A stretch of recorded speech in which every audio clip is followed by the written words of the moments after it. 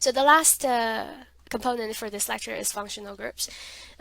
So this will lay a basis for the next lecture on the biomolecules. So we'll talk about that all those biomolecules are organic compounds, right? So this means they have carbon-carbon bond, and there's usually a carbon backbone, right? Because you have carbon-carbon bond, and this will form a carbon backbone. And then you can add different atoms, functional groups to that carbon backbone, and this will form, different kinds of biomolecules. So these functional groups are very important because when they're added to the carbon hydrogen backbone, they will kind of give the molecule new properties. Okay, so the first one we're going to look at is hydroxyl group. Hydroxyl group. So this is hydroxyl group, oxygen bonded with hydrogen. So if you remember, we talk about when you have hydrogen and oxygen, oxygen is a lot stronger, right? That's the bully. So it's going to take the shared electron closer to itself. So there's going to be a negative charge on the oxygen part and a positive charge on the hydrogen part. So again, negative here, positive here. So that creates, a polar functional group. So this is a sugar, the sucrose, which is your table sugar. This is the chemical structure. So you can see that in sugar, not just sucrose, but glucose, fructose, you have a lot of hydroxyl group, okay, attached to the hydrocarbons. So 1, 2, 3, 4, there's a 4 here. So with this many hydroxyl group, usually sugar compounds are very water soluble. Okay, so remember this term, hydrophilic. Polar compounds are like water, so they dissolve very easily in water. Okay, carboxy group. So this is the carboxy group. So you have a carbon oxygen bond right here, and then with the carbon you also have a hydroxyl group. Okay, so there are two components right here. So this is a carboxyl group. Now you can probably kind of guess, right? The carboxyl group is also hydrophilic, so it dissolves in water pretty easily if a compound has this functional group. I don't know if you recognize this chemical. This is acetic acid. This is the vinegar, the activating component in vinegar. That's what makes it kind of sour.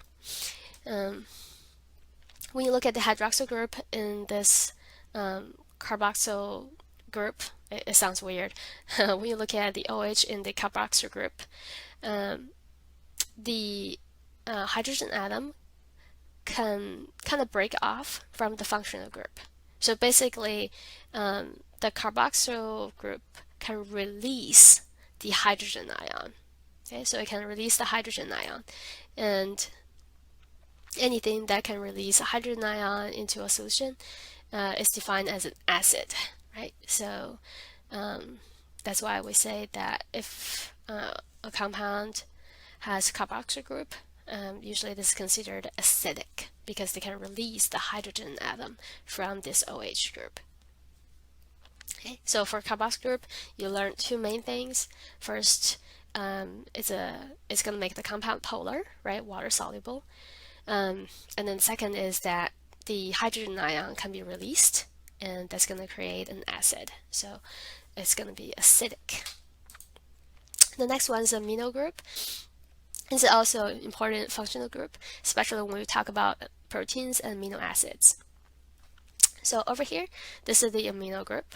Nitrogen with 2 hydrogen atoms. Now it can easily take in another hydrogen atom. Okay, so you can add a hydrogen right here.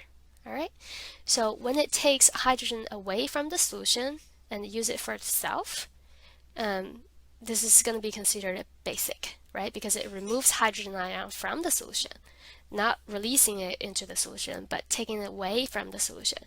So this is what a base does, right? So it's going to be considered a basic. This is a typical structure for amino acid.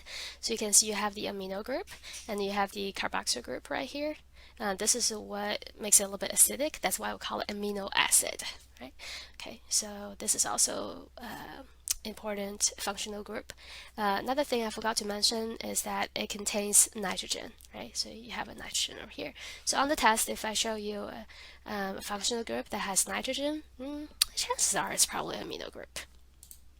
Last one, oh, not last one. Next one is a phosphate. So based on the name, you know, it probably contains a phosphorus, right? So here is the phosphorus.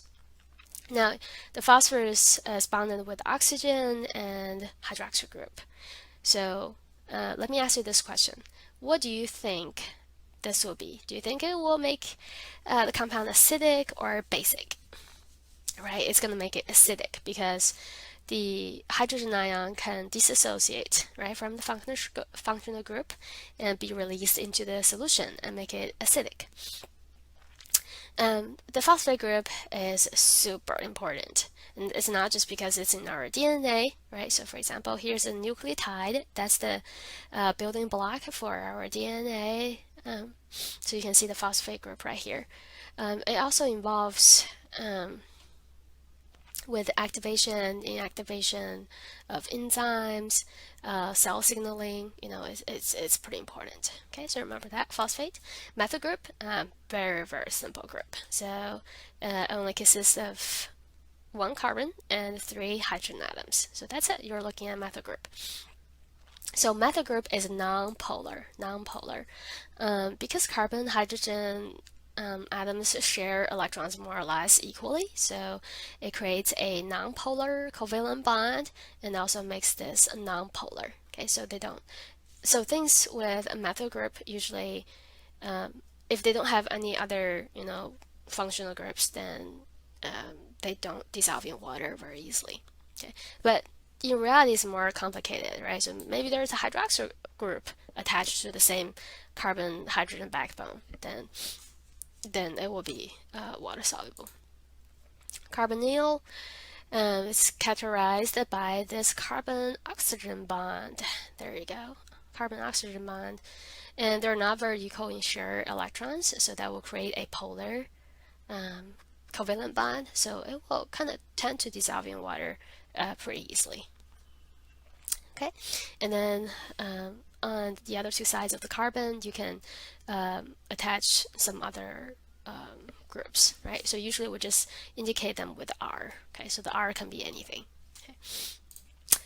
Okay, last one is this sulfhydryl functional group. So based on the name, there is a sulfur element right here. So this is the sulfhydryl group. So a lot of the protein molecules contain sulfur. Okay, so it's a pretty common element in proteins.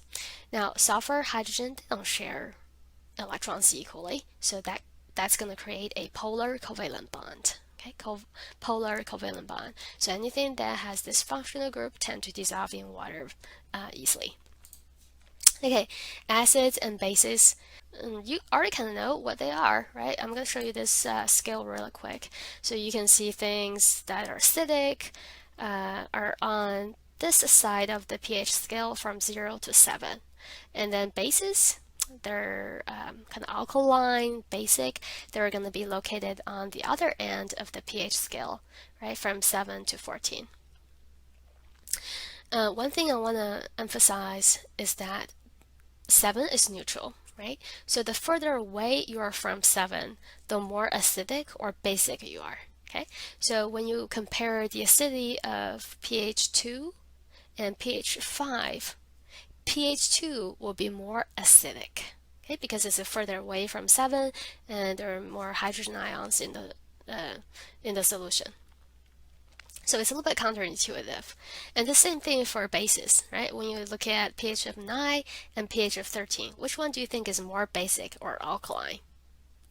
pH 13, right? Because it's further away from 7, so that means it has a higher capability of removing the hydrogen ion from the solution, okay? Or it can release a lot of hydroxide ion. Okay, so the definition is over here, so you guys can go over that. Now, buffers. So buffer is something that can kind of buffer the pH, meaning they kind of keep the pH more or less stable. So they don't want the pH to fluctuate too much. So how do they do that? The buffers have the ability to absorb any excess hydrogen ion or hydroxide ion. So that keeps the pH in a very narrow range. Now, buffers are very important for life. So we have a lot of buffer compounds in our body. A good example is that you have buffers in your blood because you need to maintain a very narrow range for blood pH. Usually, the normal range is 7.35 to 7.45. So if you're out of this range, chances are you may be sick, right? Something is causing an imbalance in the pH. Now, your body has this ability of using buffers to maintain this narrow range. One thing we use is this bicarbonate ion. So this ion can react with hydrogen ion from this carbonic acid. So this means it can absorb any excess hydrogen from the solution, right? So that the solution doesn't get too acidic. Now, on the other hand, it can also use this hydrogen ion, right? Once it dissociates, it becomes hydrogen ion. It can use this hydrogen ion to react with any excess hydroxide ion, right? Hydrogen ion plus hydroxide ion, that's water. So that means it can also absorb excess hydroxide ion, and so that the solution doesn't get too basic. So it has this amazing ability to, take away excess hydrogen ion or hydroxide ion. Okay, so it can maintain a stable pH. Okay, so this is how buffer works. Make sure you know how it works.